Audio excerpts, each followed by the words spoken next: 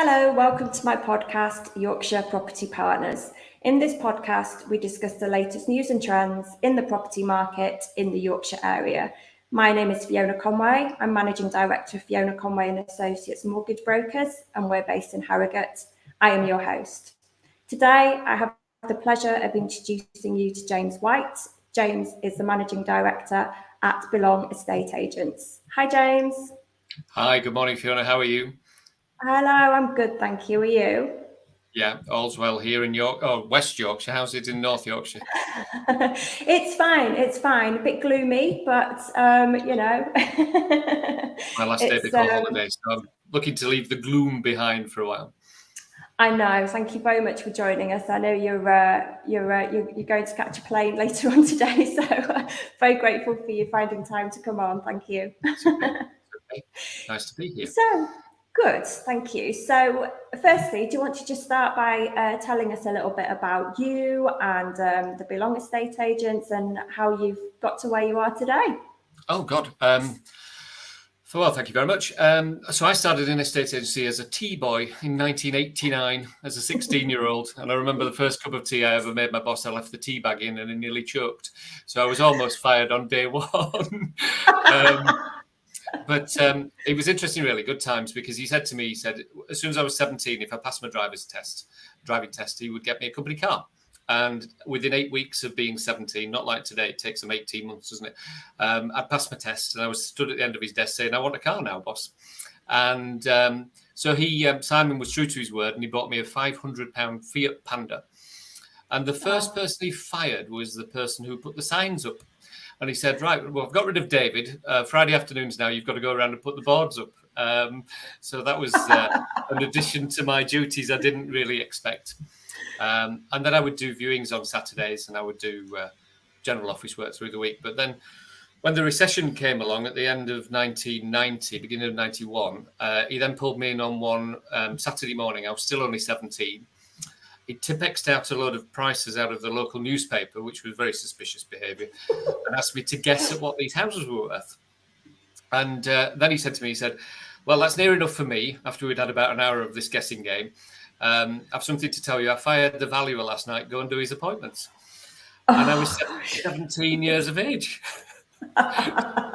So wasn't qualified, didn't know what I was doing. The first house I put on sale sold 4.5 years later for £76,000 less than I put it on the market for. So I don't know that one right. Anyway, later, so 33 years later, I'm an associate with the Royal Institute of Chartered Surveyors and a member of the National Association of Estate Agents and a licensed letting agent and, 3 decades in the game. So we kind of know what we're doing now. But interesting times at 17 years of age. I'm pleased you got that bit in there. We know what we're doing now. Learned and made all the mistakes. But, estate agency quite often is about making mistakes because it replicates life. And in estate agency, anybody who comes for an interview with me, when they say that they are interested in property, I stop them because actually estate agency is all about people. The byproduct is the houses. We solve people's problems. And usually, or quite often, some of those problems come about because of people have made mistakes or something as they've had a life event that's been traumatic. And so I think we're pretty good now at dealing with those problems rather than just taking the fancy pictures and drawing the floor plans, etc. And that's what we've learned over the last 30 years, really, is how to help people along the way. Because quite often a house move will come because of a life event, such as a birth or a bereavement, perhaps. Yeah, I couldn't agree more. It sounds just like the mortgage world. I think I say a lot to my clients, it's great to see you, great to meet you. I know you don't want a mortgage. I know you want that house. So I'll make this as painfully as possible. Nobody wants a mortgage. No. But you have to go through the mortgage process to get that beautiful home that you've just fallen in love with. Absolutely. And it's about building rapport with that person so they can buy that home. I'm there to just sort the mortgage out so they can buy that beautiful house. or it can be dealing with something really traumatic like a divorce or a bereavement. And the house actually is part of their journey and we manage their journey for them. That's my starting point anyways. what is the client's journey, and then let's deal with the house separately. So, but a lot of estate agents, I get the feeling that they commoditize the transaction for their own benefit, rather than understanding why the client got to that starting point in the first place. So yeah, getting to know people, but sometimes that doesn't work. Sometimes clients are not interested in telling you their story; they just want the outcome, don't they? So you've got to be able to identify their needs, really. So it's our job starts with understanding the person, I think. Yeah, couldn't agree more. That's what I try to do. Spend an hour with people on the phone straight away, or on Zoom, or face to face, identifying who they are, what they need, what has happened to get them to where they are now. And it's remembering, isn't it, that these people we're speaking to, they are people. They are human beings, and they have feelings, and they might have a great story to tell, but they might have a really sad story to tell. And it's adjusting the way you are to deal with that, and to deal with that client. And similarly, when you talk about moving house and the experience of moving house, you often refer to the good and bad experiences in the terms of the people you've met along the way. So the buyer did this, or the estate agent did that. The house never does anything. The house is just bricks and mortar. And you asked me about my career, right? I don't necessarily talk about the companies that I've ever been involved with, but the individuals and the people. So that very first boss of mine, let's tell you about the end of that story.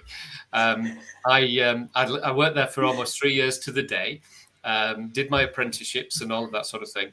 And on the day that I was resigning, a few days before, I'd written off the company car. And my timing was perfect because I'd also been given a job offer somewhere else. So not only did I resign, I dangled the keys to the boss and said, by the way, something's happened to the car. And Simon actually chased me out of the building and ran after me down the street. So that was my first experience of resigning. And actually, the company doesn't really matter because we've got all those stories along the way. And then I was very lucky when I was in my early 20s. I got the job to run a very big estate agency branch, where on the day that I left there towards my late 20s, would you believe we'd 562 houses for sale on my very last day? So it was a massive estate agent, and the average estate agent in the UK now has fewer than 30 houses for sale. So that in itself, looking at the market, that's a problem too. But things have very much changed. Back in the day, should we say, because I'm an old man now, estate agents used to have hundreds of houses on the books, and people used to walk around the high street going from agent to agent. But it didn't take them long because there were only ever 5 or 6 agents in a town. How many are there in Harrogate now? I bet there are probably 25 estate agents trading. Yes, there's a lot. Yeah, there are a lot now. It's definitely grown, and a lot of the sort of well-established names have been around for years, but then there are new agents coming into the market as well. So yeah, it is an area where I think people are wanting to try and help people buy and sell houses, definitely. Sure. And there are lots of different models now as well. Estate agents can work under the brand of somebody else and just sell 1 or 2 houses a month if they want to. They don't have to run a business where they're selling 20, 30, 40 houses a month anymore. So the local home-based realtor is on the rise, where people, I suppose like you and me, we're both sat in our houses today, aren't we? We can go out from here and offer people advice and then use the tools of the internet, I guess, to put the house on the market. But it still comes down to solving the person's problems and ultimately showing people around the house. A computer can't do in a company viewing, for example. No. You still need somebody to do that, don't you? And then, of course, dealing with the fallout when a buyer has a survey and the seller says there's nothing wrong with my house, and the buyer says, yes, there's lots wrong with your house. You've got to reduce your price. So we have to manage those bumps in the road as well. So it can be interesting along the way. So by the time I was in my late 20s, I then became a partner at a regional firm of estate agents, and I came out of that business 6.5 years ago. And again, that was a numbers business. That was, some branches were selling over 100 houses a month. But now we run a more of a boutique personal business where putting the client really at the forefront of everything we do is our number one priority. And actually it works for us because I think as time's gone on, people have devalued the aspect of putting a house on sale, which is doing the pictures and the floor plans, because you can do that quite easily and quite cheaply. It's managing the process and helping the person along their journey that's the most important thing for us. And I think that's why people choose us, really. Yeah, no, I completely agree with that. I think, like you say, the photographs, the floor plan is just the start, isn't it? That's just the start of That's the the easy process. bit. Yeah, exactly. There can be hiccups along the way, and if you have no experience in the industry, you don't know what to do, and you're googling or trying to ask your friends who aren't estate agents, what they would do, and you don't always get the right answers. We've all got a friend in the pub who having knows what our house is worth, haven't we? Exactly. Everyone has a friend in the pub who has a mortgage as well, Yeah.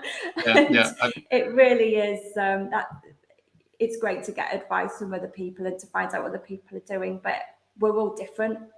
We all have different situations and we want different things. Yeah. So you need an expert to help you sort of guide your way through that, don't you? Yeah, and I think it's important as well. You're heavily regulated, but the financial services world is heavily regulated. But the estate agency profession, it's no longer called a profession; it's called an industry.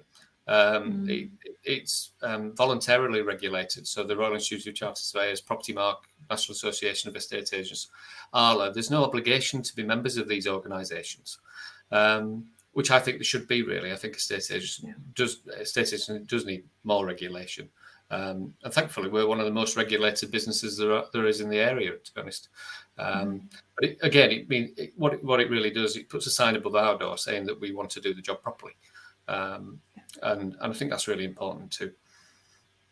Absolutely, yeah. If that would be a huge sort of selling point for me. If I was looking for an agent, if I could see that there's they're part of the professional bodies, then for me, I'm thinking, right, okay, I should be looked after here. Things should be done properly, and I should be treated right, which is what people want, isn't it? Yeah, I mean, everybody has to be part of an ombudsman scheme if there's a complaint. But complaints are really the last thing that people want to do, isn't it, really? People don't like complaining. So being part of these other organisations, professional organisations like the Royal Institute of Chartered Surveyors, I think really gives people comfort before they even start to interact with you, I think. And similarly with your business too, I would think. Absolutely. Yeah. So how are you finding the property market at the moment? We've had a few years of COVID. Unfortunately, there's a war going on. Interest rates are rising. Cost of living is high. Everybody's bills are going up. Has that had an impact in the property industry, do you think? Yeah, I think it's important to say that this is not the first time the housing market's been through turmoil. In the early 90s, we had interest rates that hit 15%, for example. The cost of living now is, I suppose, compensating for the very low interest rate. So even though interest rates have gone up, they're still very, very low. It's very convenient to say that interest rates are now higher than they were in 2008, but or mortgage rates. But let's be honest, they were falsely low in 2008 to try and recover from the credit crunch. So we had the crash in the early 90s. We had the crash in 2008, a slow recovery over a 10, 12-year period. And then we've had the market overheating, I think largely because policymakers have thrown too much stimulus into the housing market. The market was already bumping along very nicely, and we're coming out of a bit of a lull around the 2019 election when we had the first lockdown in 2020. So there was already built up or pent up demand that was being released. And I think that the policymakers probably didn't understand that. So when the lockdown was released and people decided to get out of the cities and into the countryside, especially, they supercharged the housing market with a 0.1% base rate. And also stamp duty holidays. And it was kind of over-egged a little bit. The stimulus was overdone. And it made it too easy to buy a house, too affordable to buy a house. And so now the measures, when we put them into reverse, they seem to be more severe. Does that make any sense? Yes, it does. So whilst they might feel as though they're really negative. Actually, if you look at the whole playing field with regards to availability of finance, mortgages are still freely available. People can still borrow money, whereas in 2008 the banks ran out of money. Credit checks are all very important, but affordability has been taken away now, isn't it, as one of the checks and balances for mortgages. And my view is that whilst ever people can borrow money to buy a house, they will borrow money to buy a house. And the value of properties is relative to one another. So if you're already on the property market, when one goes up, they all go up, and when one comes down, they all come down. The difficulty for people really is, or for the sector that's finding it most difficult, probably is first-time buyers, as usual, because of the deposit requirements. So yeah, the market, I think, because I work in the middle of the market with family houses, perhaps bungalows for people when they're retiring, not so much at the investor level in the market. So we're finding that people in a 3-bed semi who are having an extended family, need a 4-bedroom detached, they're still moving. People are still reaching retirement age and wanting to release equity, so they're still downsizing. So there's kind of a circular market going around in the mid-market, where people do have the deposits, they do have the equity in the house to be able to finance a mortgage deposit, and the mortgage rates are still very low, aren't they? I would think, Fiona, comparatively. Yes, this is the thing, and you touched on it earlier. Unfortunately, a lot of people are upset by the fact that interest rates are rising and mortgage rates are higher than they were. But what I'm trying to make people understand is that rates are actually rising, but still low. They've been a lot higher in the past. This is why there is regulation in place and affordability checks. And we do budget planners with clients, to make sure that if there is an increase in interest rates, when they come out of their fixed period, if that's what I've advised that they should do, then they may find that, their rate is higher and their mortgage payments may be higher. Can you afford your mortgage now, and can you afford it in the future? And that's the important thing, isn't it? And it's not maxing yourselves out, it's making sure there's some leeway there, definitely. I think, ironically and sadly, the people who have benefited from the stamp duty savings over the last couple of years, of course, that's all been taken away now. You have to pay normal stamp duty. They've obviously benefited from rising house prices too. So they've had a saving in terms of the transaction, then they've had a benefit from the value of the property going up. But when they trip off the end of their 2-year fixed rate deals, which were at less than 1%, for example, by the time they come to the end of that 2 years, the mortgage rate could be 3.5%, 4%, couldn't it? Not the base rate, but the mortgage rate. And that really will be, I think, a time when people are most worried, those people who are coming off the end of the fixed rates. Because a lot can happen in your life in 2 or 3 years. If you're a young family, you might even find that you've got extra costs such as childcare and so on. But then just generally as well, the rising cost of fuel and food and everything that goes with it because of the Ukrainian crisis. That I think we're probably 12 months out from the most worrying time for those people. But again, it's sadly, not to be dismissive of people who will find it difficult. There'll always be people who are downsizing. There'll always be people who need to move, and they will keep the market moving at some sort of pace. It won't just grind to a halt. People move out of necessity, don't they? I think so as well. And I think what I've noticed through COVID is that for some people's financial circumstances, they've actually found that their income has risen, and then they've been able to buy that bigger home where they can build their office and make it more family home. And then other people, they really have lost income. So these crises that happen, they can affect people in different ways. So people are always going to be moving depending on their circumstances, because everyone's circumstance is different. If you look at the housing market since Easter, what we've found is that there are a lot of people of or approaching retirement age who are looking to sell their very big house because they feel as though they've caught the calling the top of the market, and then downsizing. But the people below them are not necessarily buying into that. They won't let you oversell your house. They won't pay over the odds for a house just because you would like them to. I think everybody, even when they're downsizing, still has to price realistically, even though we've had a bit of a bull market. So I think the market now, this next 6 months, probably will be, you'll see more price reductions where people are finding that some of the steam comes out of the market because of the cost of living. But you know, and rising interest rates and all of that. But like we said earlier before the podcast came on, when one comes down in price, if they do come down at all, they all come down. So it's maintaining that relativity in the market. When one goes up, they all go up. When one comes down, they all come down. It's the cost of change that matters most, isn't it? And how you manage that cost of change. And I guess that's your job, really. You know, you're the people providing the finance. Exactly. And, you know, like I said, it's very important to make sure that, you know, there is surplus cash there. You know, it's not just all about a mortgage. And I do say to people as well, you know, you don't want to max yourself out and just have this huge mortgage, especially when you're younger as well. You want to still be able to go out. You want to be able to go on holiday. You want to enjoy your life. If you're sat in a house all the time and you can't afford to go anywhere, you'll not like the house anymore. You'll get bored of it. You don't want to be sat in those four walls all the time. So it's making sure that you are still able to go out and do everything that you want to do. And if you are going to start a family, you need to bear that in mind because it's not cheap. And, you know, like you mentioned childcare costs. That's another couple of mortgages if you've got, you know, childcare costs for full-time children. So and teenagers like I've got in my house.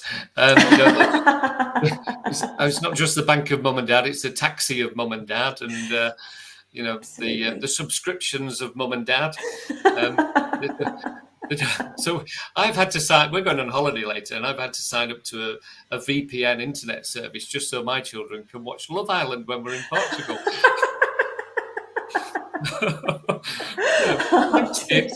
Another 50 quid. It keeps them happy. Of course, when they get to that age, they don't want a burger and chips. They want turbot and all the trimmings, you know. So it doesn't end when childcare costs end. It just gets worse, I think. And then, of course, you've got university. And I've been saving for my son since he was born, and I managed to save a deposit for a house for him. He's only just turned 6. Yeah, he's just finished his GCSEs. And so this fund is either a deposit for a house, university fees, or in his world, it's a Golf GTI. Yes, and a lad's holiday. All of that, but no. So I think if he doesn't go to university, then we're definitely buying him a house. Whether he wants it or not, we'll just rent his out. But for sure, I think still the long-term prospect for young people the best prospect is to get them into a house, buy a house, don't rent. And parents start like we've done. We've only saved a small amount each month, and over 16 years, it's grown into a deposit. Start early, and I think that's a mistake that a lot of families make is they don't plan for the future. And even saving 20, 30, 40 pounds a month, if you can afford to, can add up over 15 or 20 years. So by the time your youngsters got to 20 years of age, you've got a deposit for something. Yes. So I think it's good advice. It's good advice because youngsters don't necessarily think about their, you know, what to invest in or their retirement fund or pensions, things like that, do they? It's like, I'm young, I've got years to do that, but it's good to start early. So I took out an endowment policy when I was 18, and I didn't buy a house until I was 21. Now we all know what happened to endowments; they weren't brilliant, but it was at least it was an early start. But just to underscore, Daniel is not having a Golf GTI with this one. It's now actually on film. It will be going viral. No, Daniel, you're not having a GTI. You heard it here first. You can have a Fiat Panda like I did for 500 quid. Yeah, I know. Gosh. Anyway, so back to the housing market. Sorry, I warned you I would go off topic. No, I like it. It's good. So property hotspots. Where are people buying in your area? Where are there up and coming areas? Where are you finding a trend? So my business sits equidistant between Huddersfield and Holmfirth. So we cover both towns, which is really quite nice. And what we're finding is that the inner town centre areas of the old industrial town. So we're just down the road in West Yorkshire from you. So we've got places like Huddersfield, Halifax, Bradford, Sheffield, Barnsley, all of these places on our doorstep. I'm not so familiar with Leeds, but these are old industrial towns where the housing stock within the first, say, mile radius of the town centre is old Victorian housing, workers' houses, if you like, from 120 years ago. And so they're not as popular because people are not going into the town centres now. What we're finding is that the villages are really coming into their own. Look, we're more about community now than before the pandemic. And we're finding that a lot of the villages where they've got small commercial centres with independent shops and businesses, they're really thriving. And to underscore that, what they really need is a really good local school as well. So the places with good schooling, it's always been the case that schools have been at the top of the agenda for families. But if you add to that the value now, or the added value of community, that's what we're finding. So the villages they're also more accessible, because when I started doing this 33 years ago, not every car had two cars. Not every household had two cars. Now they've got 3 and 4 cars. So these little outposts, they're more accessible than they used to be. But if you've got a good school, good local amenities, and a good sense of community, those are the places we find are most in demand. And especially not only from a local perspective, but also for people moving out of places like London, Leeds, Sheffield, Manchester. They're gravitating towards these places now because they don't necessarily need to work in those places. They can work from home. So that's well documented, isn't it, over the last couple of years? But look at both, you and I are both sat in our houses now, aren't we, rather than an office on the high street? Yeah, and we did that. We moved slightly out into the countryside a little bit because we love waking up in the morning and seeing a beautiful view. It's a nice start to the day. And, we don't have to go into the office every single day. So, we made the decision to do that. And a lot of other people have done exactly the same thing, I think. It's... and mum and dad follow as well. So mum and dad might be 65. And so I don't know how old you are. I'm 49, but we're selling houses to people who are in the mid to late 30s who are moving out of the cities, even in the sort of middle 40s. And mum and dad might be retired, and they're coming to Yorkshire as well. So I saw the friend's house, and he moved to Europe, and because we're no longer in Europe, are we? No. We won't go down that road. But the first 6 viewers of his house, it was about 700,000, were cash buyers from London. Yes. So and the majority of them, this was an expensive house, and the majority of them were retired, and they were just coming to be nearer the children who'd already moved up. So it's not just one family that moves; it can be 2 or 3 sometimes.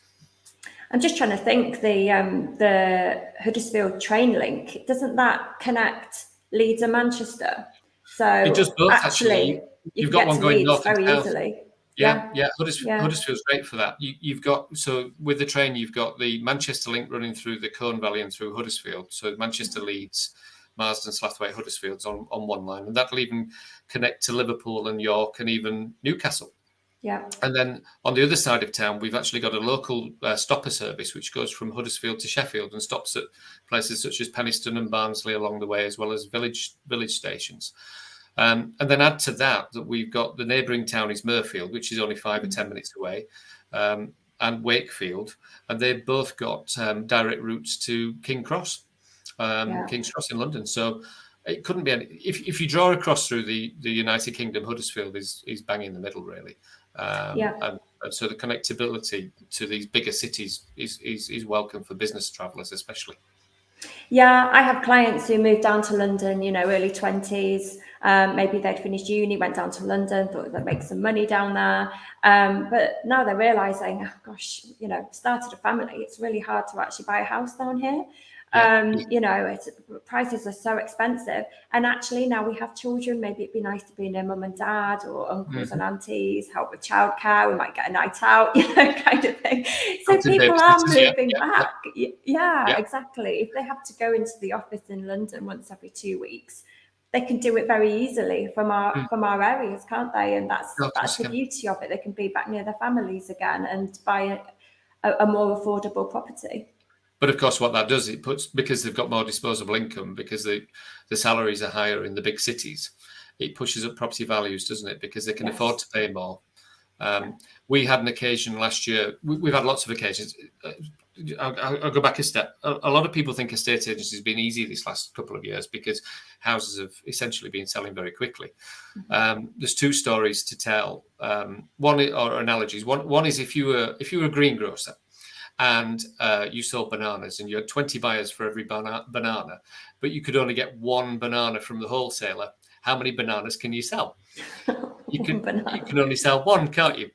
But what you've got is 19 disappointed customers. So a lot of agency over the last 2 years has been to disappoint people and to manage that disappointment. Yeah. So the next story is we've been having a lot of situations where you might put a house on sale and line up 20 viewings in the first week. And the client say one of two things. They'll say, right, we've got an offer on the first date. Fine, take the house off the market. I'm happy with that. First come, first served. So then you've been disappointing all those people that you've had to cancel viewings for. Alternatively, somebody might have made a really good offer on day one and been told by the agent that, really sorry, your money's not good enough. You're going to have to wait for all these other people to view the house, and then we'll go to best and final offers. So there's lots of disappointment in all of that. Frustration, anxiety turns to anger sometimes. So our job's been to manage that. But we've had people who we've cancelled viewings for bang on our client's door late at night and tell them they'll offer £20,000-30,000 more, even before they've got over the doorstep.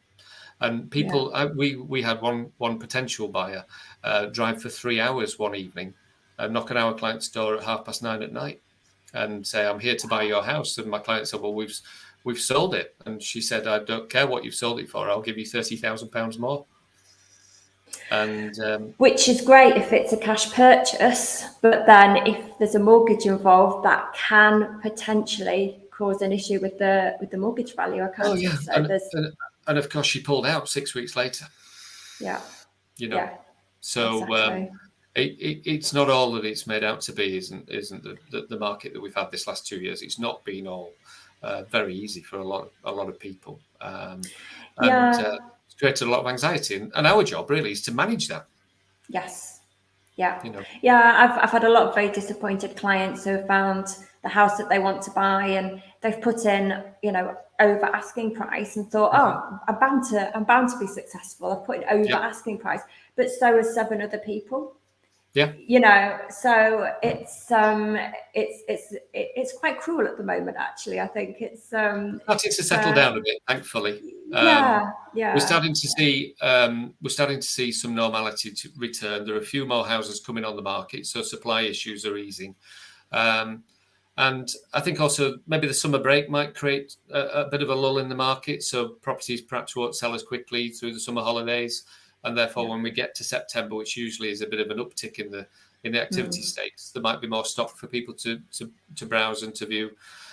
We're also seeing more price reductions now. So if you look on Rightmove and Zoopla and the other portals daily, you're almost seeing as many reductions as you are new instructions, and that's a change. Yes. So we might just be finding more of a level footing, really, from a price perspective and a supply perspective. Dare I say more of a normal market? Yes, which I think will be welcome for a lot of people. So this kind of, ties into the next question quite comfortably. So what is your advice for people who are wanting to sell their property? Well, firstly, research the price, get the price of the house correct. Don't be afraid to roll with the market. Of course, an estate agent's responsibility first and foremost is to get the best price for the client in a reasonable period of time. I think probably don't come at the market at the moment now expecting your house to sell within a day. There's a lot of impatience still attached. Because over the last 2 years, houses have been selling so quickly. It's actually been quite off-putting to a lot of people. So they've said, right, okay, I'm not going to put my house on sale until I find the next one.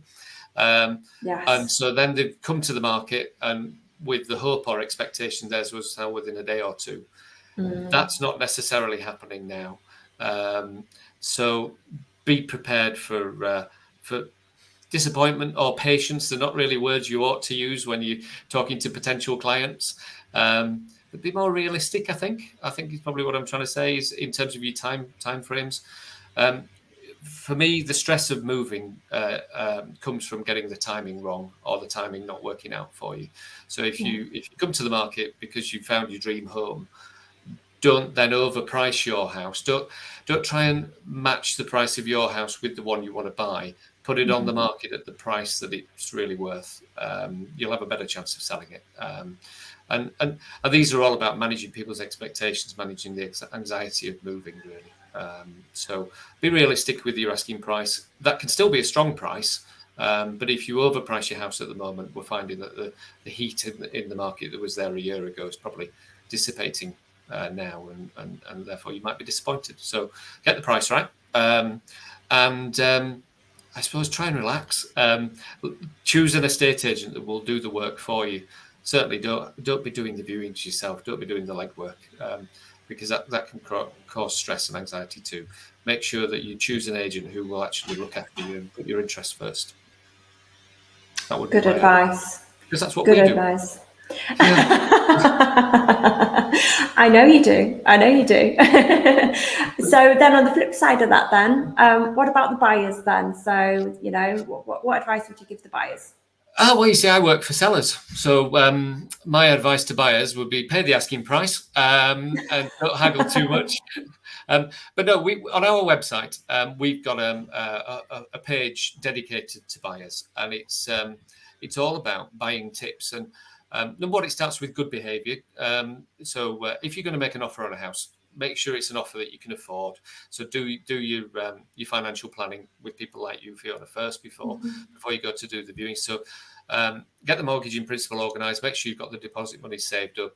Make sure that the offer that you make is one that you can stick with, and don't try to necessarily buy a house with the hope that you'll then renegotiate later.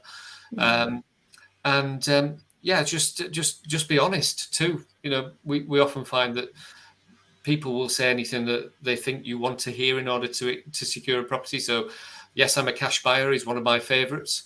Okay, so can we see a copy of your bank statement or a letter from your accountant to show you've got the money? Well, I will be when I've sold my house. So be honest, because nobody likes to think that they're being hoodwinked. So essentially, if people look at our webpage, there's some buying tips on there. It's about being organised and being honest, really. I would say the good tips for being a good buyer.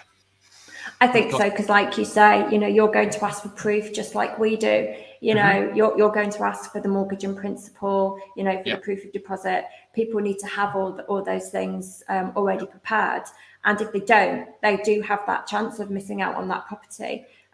Because they may not be successful if they don't have all the documents that are required.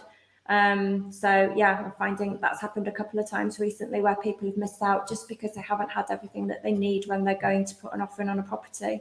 Absolutely. So be organised in advance. Really, line your ducks up. I think is an old phrase that suits. I think so. So I think that's all I would say, and don't be afraid to ask how many people you're competing with. Is there a lot of interest in the property? Because, of course, if there are lots of people interested in the property, it's potentially going to go to best and final offers. So prepare for that anxiety. We've had a few instances lately where people have offered on the first day of marketing and they've lost out because things have gone to best and final offers later. So to that end, maybe don't look for properties that are right at the very top of your budget. Give yourself a little bit of headroom over and above what you think you can afford to offer. Do you find people buying within the means, Fiona, or are they maxing mostly? Yeah, I mean, they're buying within their means, and I think it's important advice that you've just given there. Make sure that you are buying within your means, but also make sure that you do buy with your head, because people can get carried away, especially if they're bidding with somebody else. If they're bidding against someone else, they're, we'll go a couple of grand more, but all those few grand more then turn into a higher mortgage with higher monthly payments.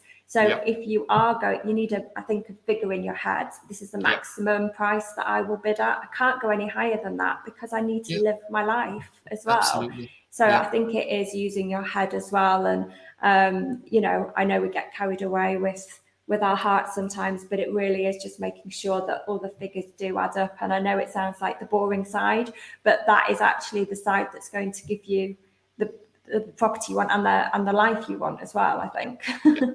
Well, absolutely, yeah. And also, whenever you buy a house, you're probably going to want to do some work to it as well.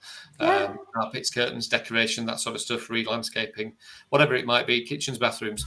So if you do max out and you don't have any cash left over, you might be stuck with a house that really is furnished to somebody else's taste for longer than you might like. So Exactly. have a bit of headroom in your budget as well, I think. I think so. Well, I'm very conscious that you have a plane to catch. I don't want to. 1 o'clock in the morning. You know, I don't want you missing out on your opportunity to go to Portugal because of the podcast. But is there anything else that you want to discuss? I feel like we've given a lot of advice to people today.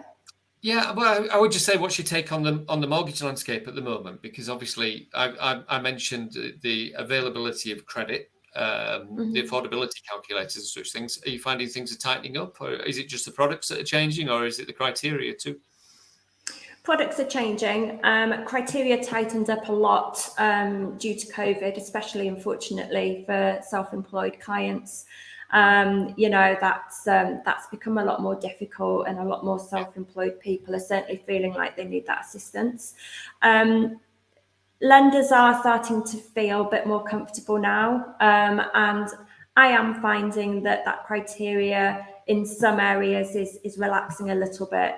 So it's making it a little bit easier for people in certain demographics anyway. But yeah, I feel it's still, lenders are still wanting to lend. They still have targets that they have to reach by the end of the year.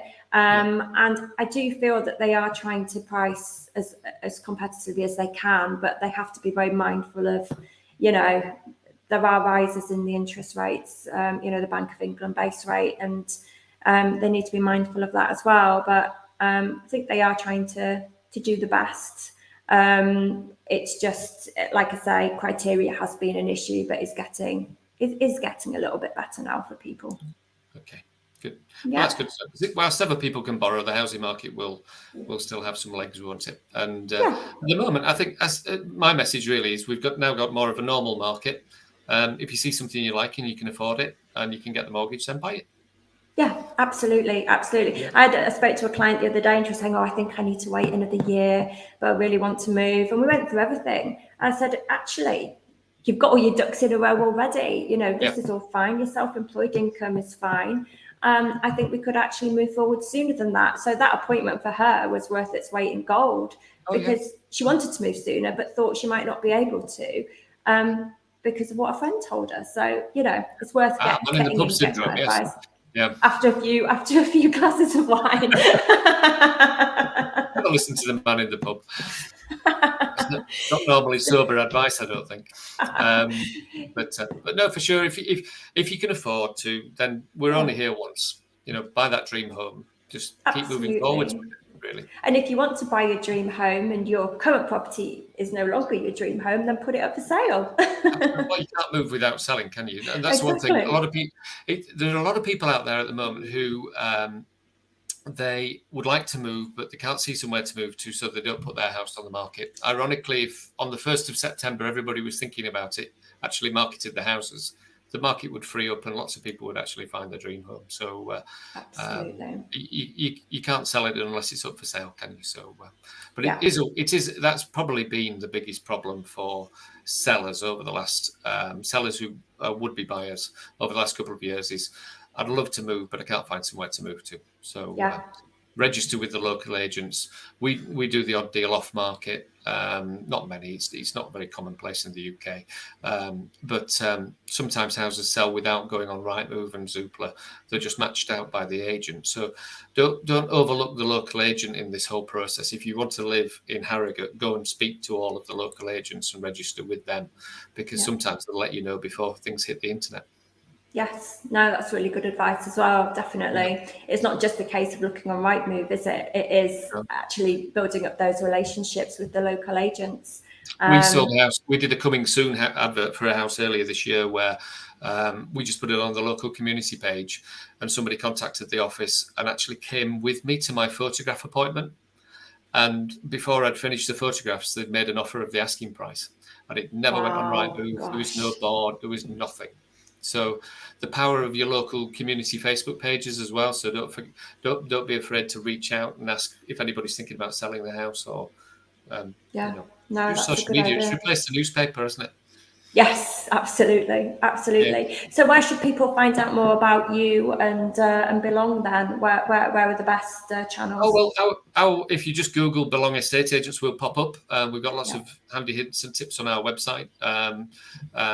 Well, funnily enough, our web address is wherewebelong.co.uk, and that's because we couldn't have Belong; it was taken by a nursing home in Cheshire. So we can boo his, but we quite like Where We Belong. But our business is called Belong, and so if you just Google "Belong Estate Agents," then you'll find us. Lovely. Right. Well, thank you very much for joining me, and good luck with the rest of your packing. I hope you have a lovely holiday. And I gather I'm not doing the packing. I'm talking to you, so it's being done by somebody else right now. You might be in trouble by the end of this. Always am. Always am. Too many hours and not enough input. That's my life, really. Lovely. Great. Well, thanks very much, James, and I'll speak to you soon. Cheers. Thank you. Bye. Bye bye.